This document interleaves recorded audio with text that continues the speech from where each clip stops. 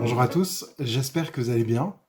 Alors la méditation du jour est faite en collaboration avec les squarettes du mois, que je vous invite à lire sur notre site web tobeministry.com.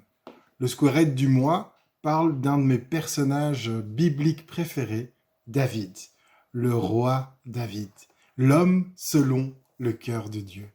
Quand on lit dans le premier livre de Samuel à partir du chapitre 16, on se rend compte que rien dans la vie du jeune David n'annonçait pour lui un futur prometteur. Et que sans l'intervention de Dieu, sa vie aurait pu être totalement différente. Alors on fait une petite mise en situation.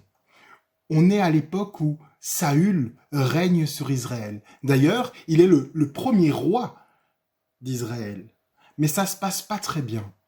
Et l'Éternel va jusqu'à regretter de l'avoir mis sur le trône. Alors le Seigneur demande au prophète Samuel de se diriger vers Bethléem avec une corne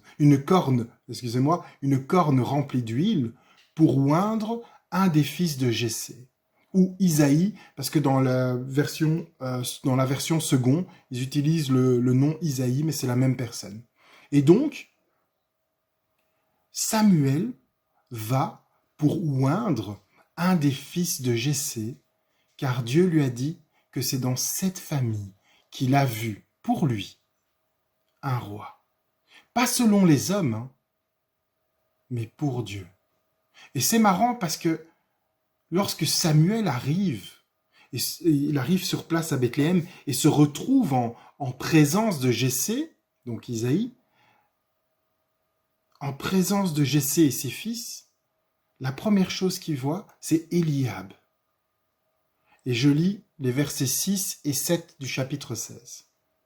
Lorsqu'ils entrèrent, donc là il parle de Jessé et ses fils, il se dit en voyant Eliab, certainement celui que l'Éternel désigne par onction, est ici devant lui. Mais l'Éternel dit à Samuel, ne prête pas attention à son apparence et à sa grande taille, car je l'ai rejeté. En effet, l'Éternel n'a pas le même regard que l'homme.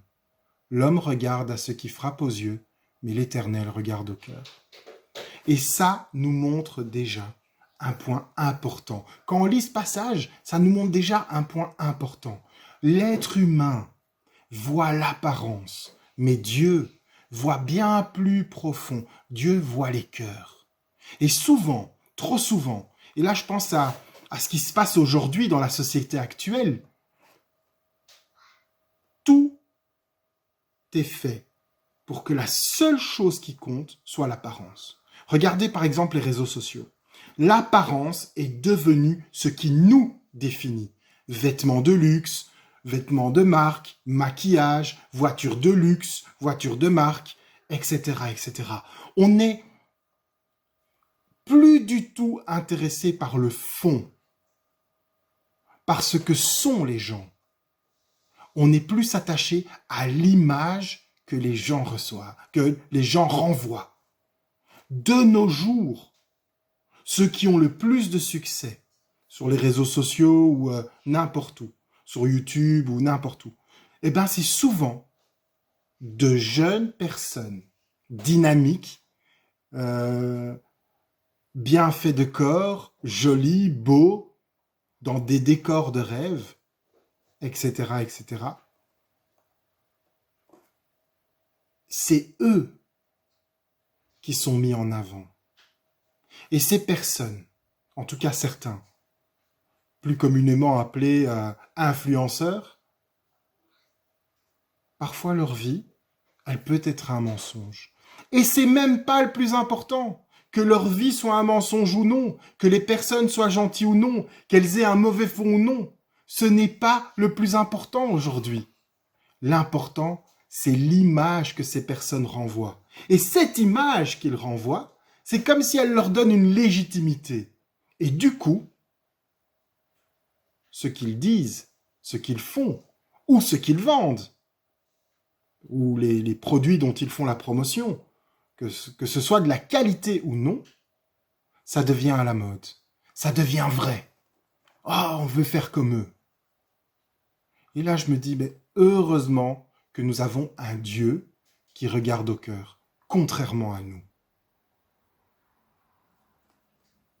Et si on lit un peu plus loin dans l'histoire, les 7 enfants de Jessé ou Isaïe passent devant Samuel. Et malgré qu'en apparence, ils peuvent être bien, aucun d'eux n'est celui que Dieu a choisi. Et ici, on peut aussi voir, c'est marrant, mais on peut aussi voir la confiance et la fidélité du prophète Samuel envers Dieu. Si Samuel n'avait pas écouté entièrement l'Éternel, il aurait pu se fier à ses yeux. Et il n'aurait certainement pas choisi un roi selon le cœur de Dieu, mais selon l'apparence humaine.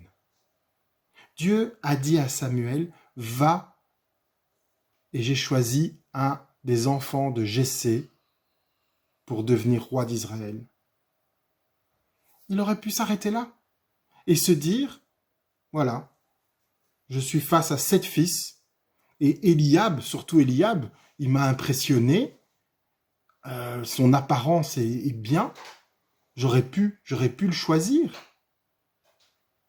Il aurait pu s'arrêter là et se dire, voilà, Dieu lui a dit, et puis voilà.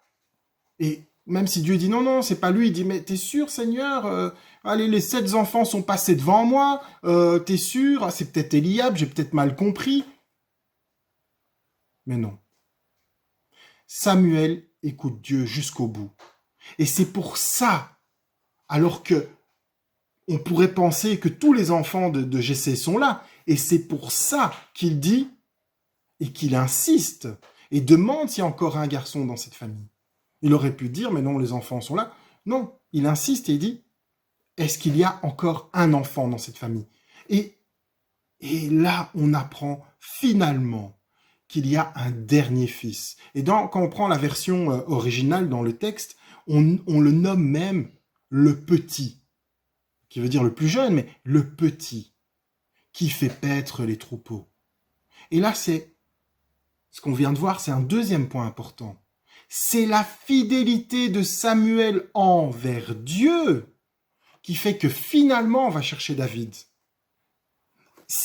Donc, le serviteur de Dieu doit écouter et suivre les conseils du Seigneur jusqu'au bout, et pas à moitié.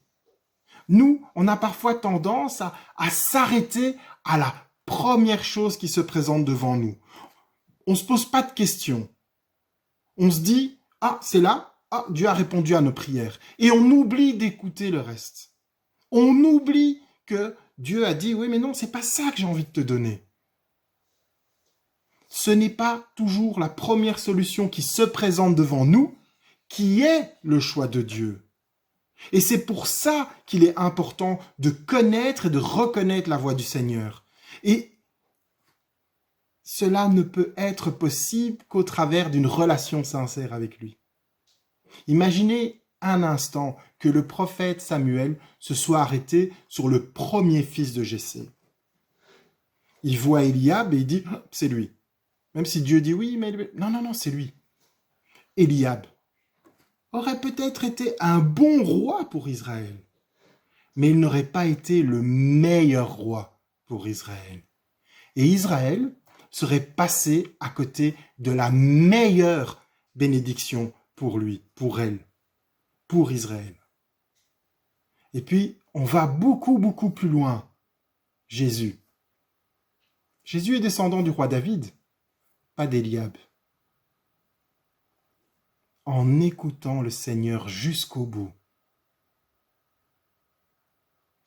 la bénédiction s'accomplit jusqu'au bout. Le serviteur de l'Éternel a un rôle dans l'accomplissement des promesses de Dieu. Promesses ou réponses aux prières, communes ou personnelles. Il peut passer à côté ou encore diminuer l'impact et au final ne pas vivre la bénédiction pleinement à cause de son impatience, parce qu'il a voulu aller trop vite, par manque de confiance en Dieu, parce qu'il n'a pas écouté l'Éternel jusqu'au bout, parce qu'il s'est fié à ses propres sentiments, ignorant volontairement ou non les conseils du Seigneur. Je pourrais encore continuer comme ça, en citer des exemples, mais vous pouvez être assuré que lorsque l'Éternel répond à vos prières, lorsqu'il vous bénit, lorsqu'il vous amène dans l'accomplissement de ses promesses, il veut que vous receviez la meilleure des bénédictions. D'ailleurs, c'est ce qu'il vous donne, le meilleur. Mais il faut parfois être un peu patient. Il faut être à l'écoute. Il faut aller jusqu'au bout. Et nous sommes les seuls à pouvoir amoindrir ou refuser l'impact de Dieu dans notre vie. Dieu, lui, il nous donne. Il tend le cadeau vers nous. Nous sommes les seuls à pouvoir le repousser de la main. C'est comme si, un exemple, quelqu'un m'offrait un cadeau pour mon anniversaire. Et là, je fais une petite parenthèse pour ceux qui sont intéressés. À la fin de ce mois-ci, c'est vraiment mon anniversaire. Donc voilà. J'ouvre une parenthèse, je la ferme, mais je vous ai lancé la balle. Et alors qu'on m'offre un cadeau, je regarde l'emballage, mais je décide de ne pas l'ouvrir. Est-ce que c'est de la faute de la personne qui m'a offert le cadeau?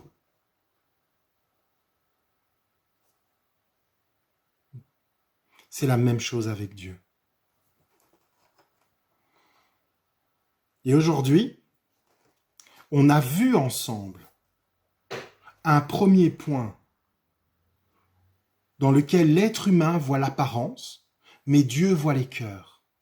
Un deuxième point où le serviteur de Dieu doit écouter et suivre les conseils du Seigneur jusqu'au bout, pas à moitié. Un troisième point, que Dieu veut nous offrir le meilleur. Réponse à nos prières dans l'accomplissement de sa promesse dans notre vie. Et un quatrième point, où nous sommes les seuls à pouvoir amoindrir ou refuser l'impact de Dieu dans notre vie. Et ça, le prophète Samuel l'avait compris. Sa fidélité et son obéissance envers Dieu est le plus important dans sa vie. Ce qui l'a amené à oindre la bonne personne. Le meilleur roi pour Israël. Le choix de Dieu. Et au verset 13, on lit « Samuel prit la corne d'huile et le consacra, on parle de David, par onction au milieu de ses frères. L'Esprit de l'Éternel vint sur David à partir de ce jour et par la suite. Samuel se leva et partit à Rama. » Si je vous disais que l'amour et la fidélité que le jeune David avait pour Dieu l'ont amené sur le trône d'Israël. Et les expériences qu'il a vécues, même lorsqu'il faisait paître le troupeau, l'ont formé à la victoire. Mais ça, c'est pour la prochaine vidéo. Soyez bénis.